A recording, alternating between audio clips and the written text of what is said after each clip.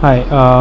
So the idea that we are proposing is called Vyapar Online, and it aims to transform how trading takes place in the livestock sector of Pakistan, which is a huge amount of the GDP. It accounts for 10.8% of the national GDP, and the majority of households in the rural economy regularly trade animals amongst themselves. And currently, this trade is facilitated by middlemen, which leads to a multitude of inefficiencies in the system. And if you can rectify the system, I think we can help the economy by a lot.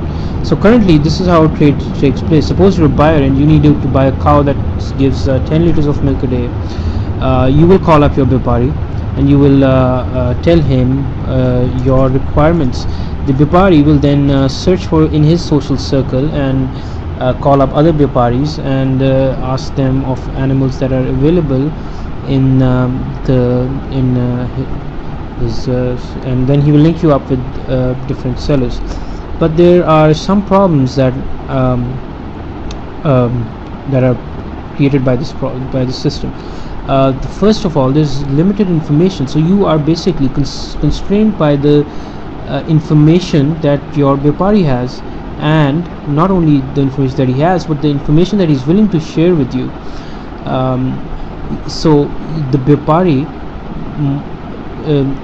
the Vyapari has his own constraints. He's constrained by his social circle, by geographical limitations, and so becomes very hard to find the right kind of animal because of these constraints. And then of course there are commissions that are taken by Vyaparis, which lead to an increase in trading costs. There's just time-consuming process, and the geographical constraints we've already mentioned. And then there's a conflict of interest because Vyaparis sometimes keep all the good deals for themselves to sell later at a profit.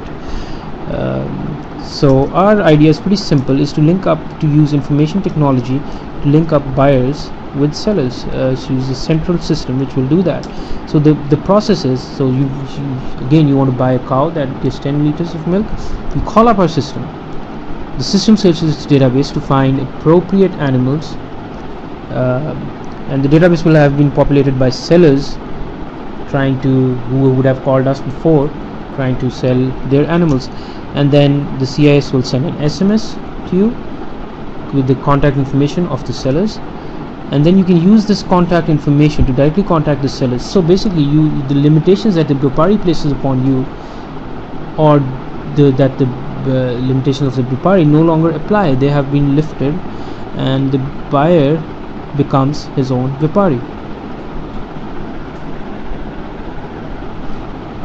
So why should this idea be funded? I think it's a very simple idea. It's just like Craigslist, and it has the potential to have an enormous impact. It's easily scalable. We can start very small, and then we can just build it up, expand it nationwide and to other areas of the economy. Livestock is pretty suitable because there's a lot of person-to-person contact, and for something like this to work, I think there needs to be a lot of people-to-people trading. Targets its segment of the population which is underserved by information technology. These people have been left behind by the information revolution, and the only way we have to bring them in the information age is through mobile phones, and I think we should spare no attempt to do that. Similar projects have been very successful, which rely on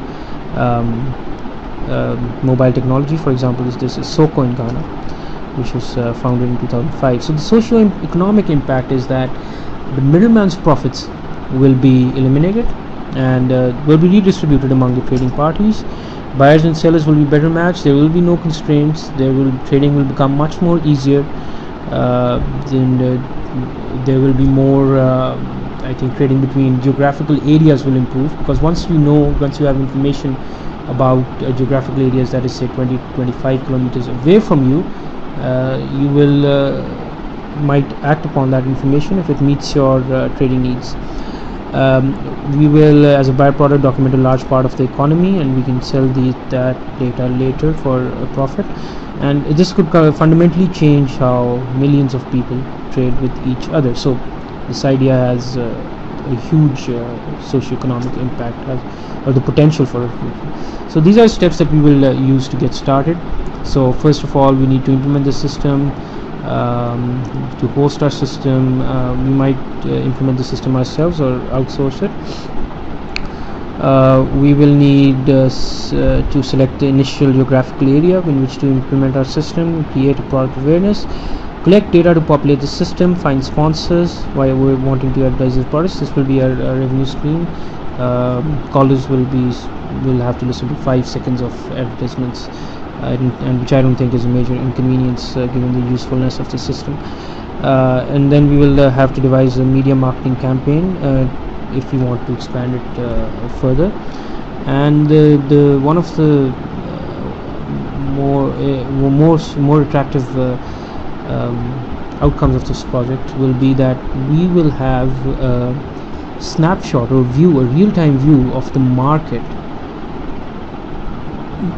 real-time view which will maybe lag by a few days of the market, which we can display on which we can provide on a website for the benefit of other people or bigger industries or dairy farms.